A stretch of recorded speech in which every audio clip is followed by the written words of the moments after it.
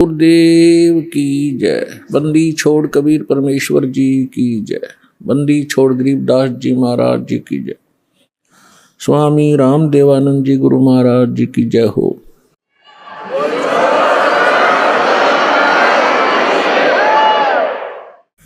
Grieve Namo Namo सतपुरुष को नमस्कार गुरु की नहीं। सुर नर मुनि जन साधुआं संतों सर्वस्ती नहीं। सतगुरु साहेब संत सब डंडो तुम प्रणाम। आगे पीछे मध हुए तिनको जा कुर्बान। नराकार निर्विषम काल जाल वैभंजनम निर्लेपम निज निर्गुणम अकल अनुवेशंदनम। सोहम सुरति समाप्तम सकल समाना निर्तलय उज्ज्वल हिरंबर हरदमम वे परवा अथा है वार पार निमज्जतम। ग्रीव जो सुमर सिद्ध होई गणनायक गलता ना करो अनुग्रह सोई पारस पद परवाना। आदि गणेश मनाऊं गणनायक देवन देवा। चरण कमल लो लाऊं हादंत करूं सेवा। परम शक्ति संगीतम रिद्धि सिद्धि दाता सोई। अवगत गुण अतीतम सत्य पुरुष निर्मोही। जगदम्बा जगदीशम मंगल रूप मुरारी। तन मन अर्पों शीशम भक्ति मुक्ति भंडारी। सुर नर मुनि जन ध्यावे ब्रह्मा विष्णु महेशा। शेष सहस मुख गावे पूज्य आदि गणेशा। इंद्र कुबेर सरीखा वरुण धर्म राय ध्यावे। समर्थ जीवन जी का मन इच्छा फल पावे। 33 कोटि अधारा दावे से 88। उतरे बहुत जल पारा कट है यम की फांसी। 33 कोटि अधारा दावे से 88। उतरे बहुत जल पारा कट है यम की फांसी। कर जोरूं विनती करूं धरूं चरण पर शीश। गुरु जी राम देवानंद जी महाराज ने दियो नाम बख्शीश। कोटि कोटि सिजदा करूं कोटि कोटि प्रणाम। चरण कमल में राखियो मैं बांधी जाम गुलाम। कुत्ता हूँ गुरुदेव का रामपाल दास का नाम। गले प्रेम की जेवड़ी जा खेचो वहाँ जाऊं मैं। तो करो तो बावड़ू दूर दूर करो तो जाऊं। जो राखो तो ही रहूं जो देवो सो खाऊं। सतगुरु पूर्ण ब्रह्म है सतगुरु आप अलेख। सतगुरु रमता राम है या मैं मीन न मेख।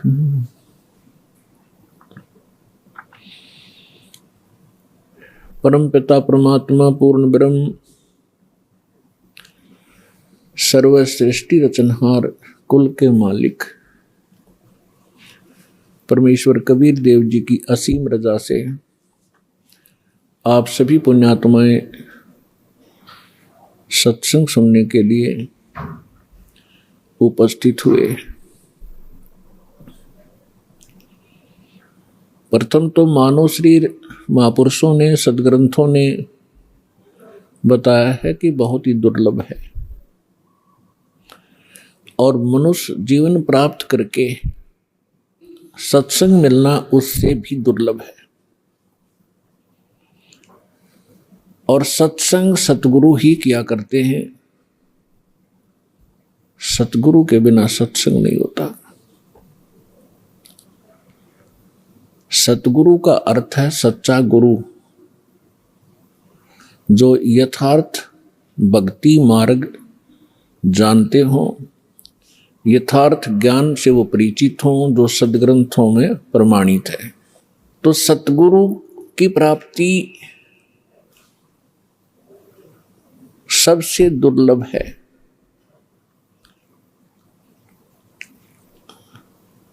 पुण्यात्माओं, सतगुरु कौन होता है? या तो स्वयं परमेश्वर हो सकता है जो सच्चा ज्ञान रखता हो, या फिर परमात्मा का कृपा पात्र उसका दास हो सकता है, जो केवल उसी के ही ज्ञान से सत्संग करता है।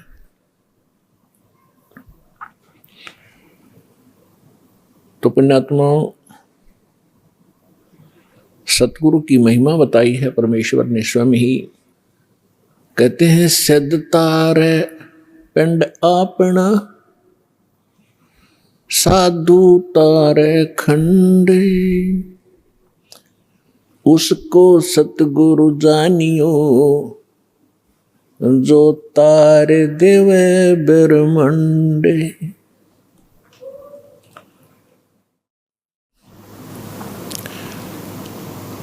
के सिद्ध साधक अपना ही कल्याण कर सकता है।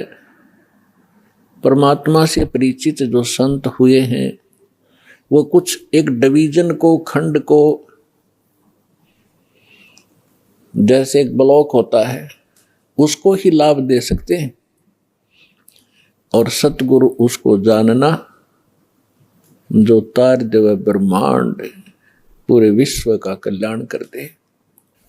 सभी सदग्रंथ प्रमाणित करते हैं, परमात्मा से परिचित वो महापुरुष यही गवाही देते हैं कि परमात्मा सतलोक से जहां रहते हैं उनका मूल स्थान है, जिसको शाश्वत स्थान कहा है गीता अध्याय नंबर 18 के श्लोक नंबर 62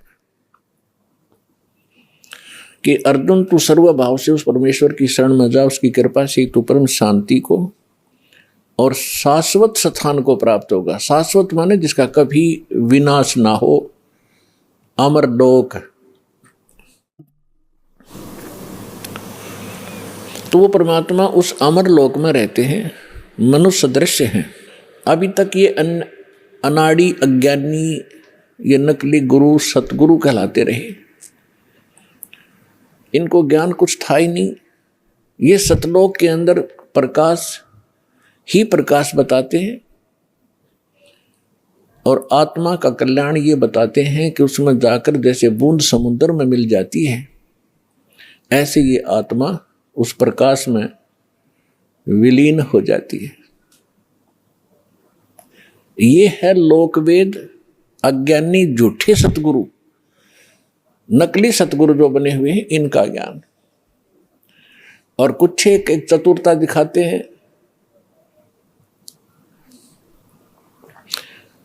जिसको कहते हैं little knowledge is the dangerous thing, नीम हकीम खतराए जान। एक ये रांजड़ी के अंदर, एक जम्मू के अंदर है, मधु परमहंस कहलाता है। कक्का पता नहीं, कबीर साहब की वाणी को पढ़कर सुनाता, सारे उल्टे अर्थ लगाता है। उसने थोड़ी सी चतुरता दिखाई है कि वहां परमात्मा तो ऐसा ही है, एक प्रकाश है, और उसमें आत्मा डॉट डॉट बिंदु सी गोल गोल सी घूमती रहती है। कोई बात हुई है? तो ये सतगुरु नहीं है, ये नकली है सारे, जो भगवान से परिचित नहीं, जो सदग्रंथों को भी ठीक से नहीं समझ सके। हमारे जो धर्मगुरु हिंदू धर्म के थे, आचार्य शंकराचार्य, मंडलेश्वर संत, ये अपने ही सिलेबस से अपरिचित थे। आज तक ये ब्रह्मा विष्णु महेश को अजर अमर, इनके कोई माता पिता नहीं, इनकी कोई मृत्यु नहीं होती, यही पूज्य है। और हमारे सदग्रंथों में लिखा ये नासवान है, इनकी जन्म मृत्यु होती है, इनकी माता दुर्गा है, पिता ज्योति निरंजन काल है। और ये पूज्य नहीं है। तीन देव की जो करते भक्ति, उनकी कदे ना होवे मुक्ति। ये है सच्चा ज्ञान, ये है शास्त्र प्रमाणित ज्ञान।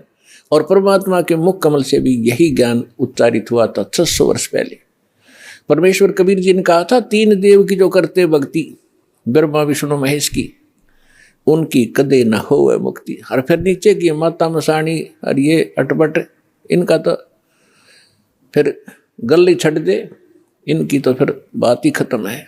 तो जो प्रसंग चला है कि परमात्मा स्वयं आते हैं और ये सत्संग स्वयं ही सुनाते हैं। और वो वेदों में परमात्मा का एक गुण लिखा है कि वो सतलोक में रहते हैं, मनुष्य दृश्य हैं। वह एक सिंहासन पर विराजमान है, तख्त पर। तख्त मीन सिंहासन। जैसे हम इतिहास में पढ़ा करते थे कि दिल्ली के तख्त पर अकबर 12 वर्ष की आयु में ही तख्त पर विराजमान हो गए। तख्त माने सिंहासन यानी राजगद्दी। तो वहां परमात्मा तख्त पर विराजमान है, सिंहासन पर विराजमान है, मनुष्य दृश्य अपने ही उनिहार है, अपना सृजनहार।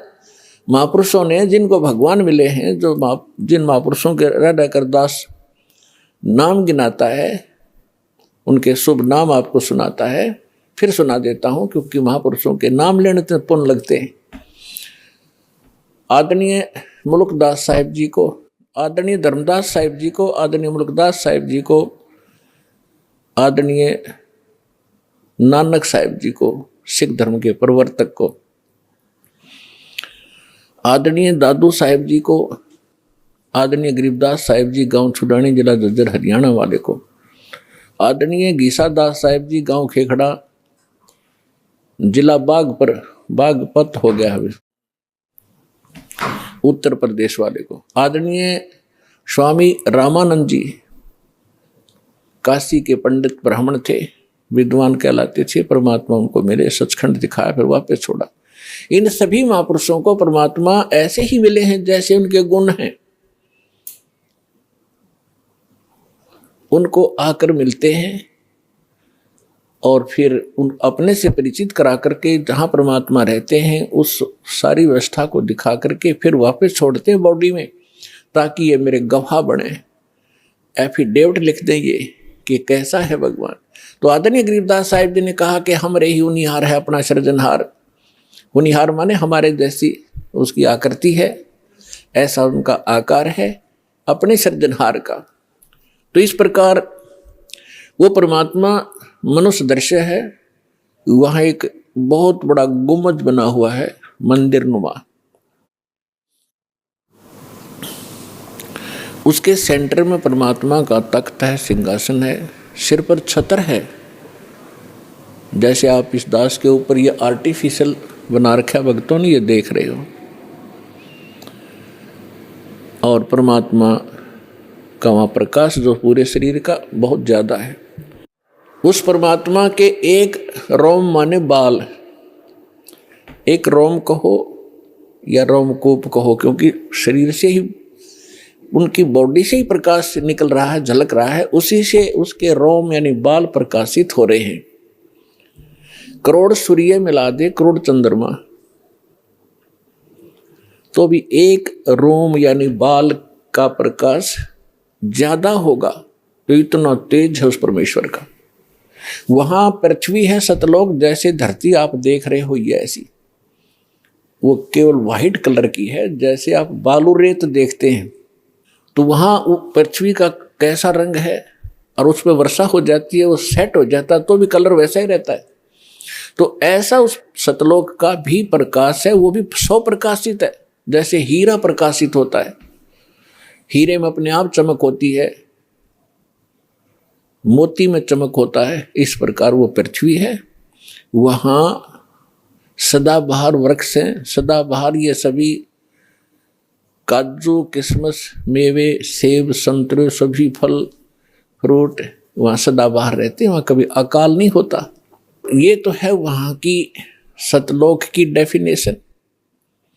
और परमात्मा कैसे हैं ये आपको दास बता ही रहा है कि मनुष्य सदृश्य है, और वहां सृष्टि है ऐसी ही।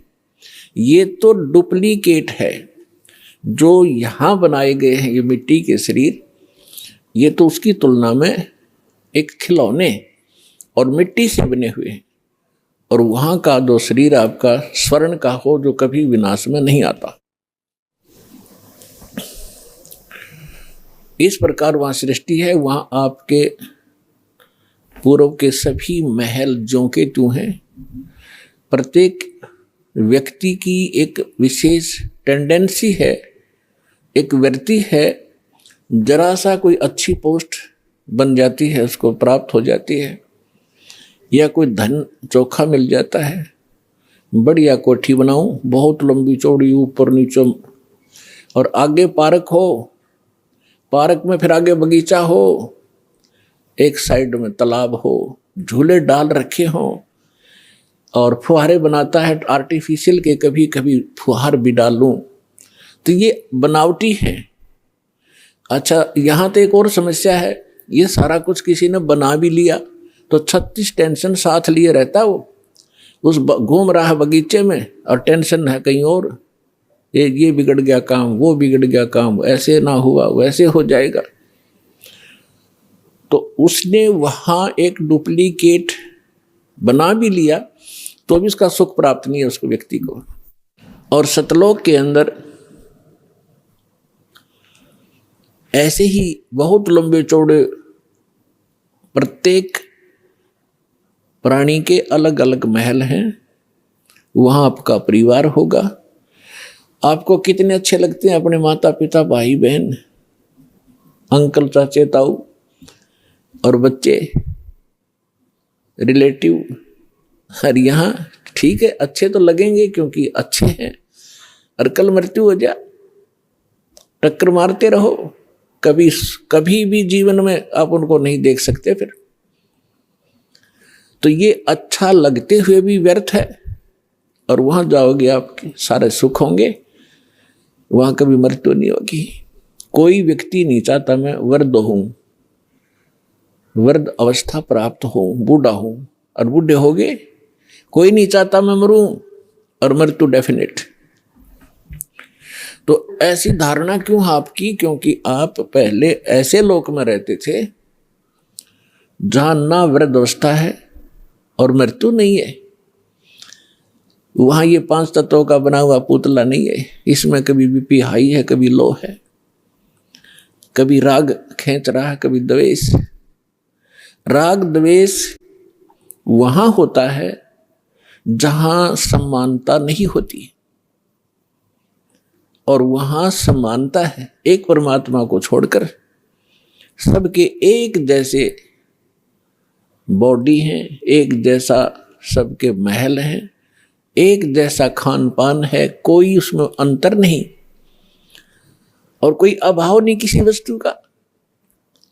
तो राग द्वेष और इस तरह के जो रोग होते हैं ये किसी त्रुटि के कारण होते हैं। तो आप जी उस स्थान को छोड़कर गलती से यहां आ चुके हो, और यहां आपका कोई ठिकाना नहीं। जिन महापुरुषों को परमात्मा मिले उन्होंने बताया है, आगे गए ना बावड़े, बावड़े माने वापस नहीं आए। पहले जो चले गए उन्होंने आकर बताया नहीं हमारे साथ क्या बीती। और रहते भी सब जाही, बिन साहेब की बंदगी कहीं ठोर ठिकाना नहीं। पहले चले गए, उनका तो पता नहीं क्या बुरा हाल हुआ या अच्छा हुआ, उन्होंने तो कोई आके हमें संदेशा दिया ही नहीं, और ऐसे ही शेष हैं वो चले जाएंगे। तो गरीबदास साहिब जी कह रहे हैं कि बिन परमेश्वर की भक्ति कहीं ठोर ठिकाना ना। जैसे आज कोई प्रधानमंत्री है किसी कंट्री का, वैसे तो सुख नाम की यह चीज नहीं है, पर हमने उसको घना बड़ा मान रखा है क्योंकि हम जीव संज्ञा में हैं। और कल वो प्रधानमंत्री सतभक्ति नहीं करता है और मृत्यु को प्राप्त हो जाता है, तो कहाँ गया वो सुख? आगे क्या होगा इन बच्चों को पता नहीं जो खिलौनों से खेल रहे हैं। ये मिट्टी के महल बना बना कर इसमें खुश हो रहे हैं, इनको पता नहीं, क्योंकि भगवान ने आकर बताया, वो ज्ञान दास सुना रहा है। उसके आधार से हमें भविष्य का दिखाई देने लग गया कि आगे क्या होगा इसके साथ। उसके विषय में परमात्मा ने बताया है कि कबीर हरि के नाम बिन ये राजा रसब हो, रसब माने खच्चर, जिसपे अच्छा वजन लोड कराया जाएगा देगी तरह बोरे में, राजा रसब हो और माटी लदे कुमार के और घास न डाले कोई। गधे के साथ एक और समस्या होती है, सारा दिन काम को मार लेता है, शाम को बनी में छोड़ देता, घास खुद चर के आता है बाहर, फिर उसका कान फिर पकड़ लाता जब काम की आवश्यकता होती है। तो पुण्यात्मा, परमात्मा ने ये जो ज्ञान दिया है आपको सतर्क करने के लिए दिया है, ना कि किसी की इंसल्ट करने के लिए। आप बालक हो, वो परमात्मा है, आप उसकी आत्मा हो, आप उसके बच्चे हो। अपने बच्चों को समझाने के लिए परमात्मा ने ना जाने कितने छल छिद्र करने पड़ते हैं, किस प्रकार के ज्ञान आपको सुनाने पड़ते हैं, क्योंकि आपने काल की भांग पी रखी है। कबीर ये माया अटपटी सब गट आने अड़ी, किस किस को समझाऊं ये कुए भांग पड़ी। जैसे कोई शराब के ठेके पर आपने देखा हो कभी, चाहे 20 आदमी घूटी ला कर आ रहे हो सामने, सबकी एक जैसी भाषा, एक जैसी चाल, एक जैसी बोली रहेगी। तो हमने इस काल की इस त्रिगुणमयी माया की भांग पी रखी है। यहाँ के इन तीनों गुणों के दबाव से हम जो जो कार्य यहाँ चाहते हैं करते हैं, यह भांग है। और सभी एक जैसी वृत्ति होगी, क्योंकि सबने एक कुएं की भांग पी रखी है। वो ज्ञान सुनने को मिला ही नहीं आपको। अब ये ज्ञान मिला है जो इस भांग को उतारेगा, ये एंटीबायोटिक है। और ये ज्ञान सतगुरु ही दे सकता है, और सतगुरु परमात्मा ही होता है। 600 वर्ष पहले परमात्मा स्वयं आए थे, वो सतगुरु भी थे, परमात्मा तो वो थे ही थे। और फिर उन्होंने कहा था कि जब गरीबदास जी का पंथ होगा 12वां पंथ, उसमें काल अपना जाल जरूर फैलाओगा, लेकिन 12वें पंथ में परमात्मा ने कहा था हम फिर आएंगे। अब परमात्मा नहीं आए तो दास बेच दिया अपना, वही पावर वही ज्ञान दास के अंतःकरण में फीड कर दिया, जो दास आपको आज वर्षा कर रहा है उस अमृत ज्ञान की।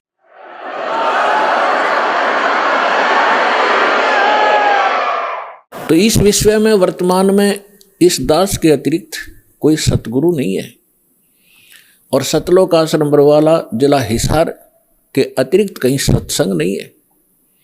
ये चाहे अनजान व्यक्ति प्रथम बार सुनाइए सोचे रामपाल अभिमान करे, रामपाल को अभिमान तो आसपास नहीं है, लेकिन ये सच्चा ज्ञान जरूर है, और यह सत्य है जो दास एक एक शब्द बोल रहा है। ये कुछ दिन के बाद आपके सारी अच्छी लगेंगी, सुहा जाएंगी, आपको स्वीकार्य भी होंगी। जब ये आपकी भांग उतर जाएगी काल की, अज्ञान आपका हट जाएगा, तो जो प्रसंग चल रहा है वहीं आते हैं